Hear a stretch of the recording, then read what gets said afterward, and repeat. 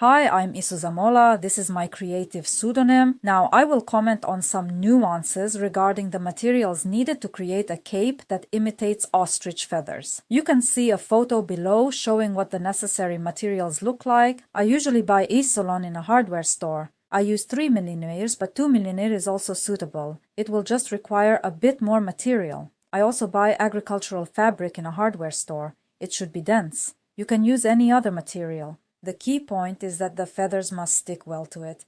If you want to make it easier, you can glue the feathers directly onto the lining. Once you watch the video where I show how I make the cape, it will all make sense. I prefer the lining to be removable so it can be hand washed.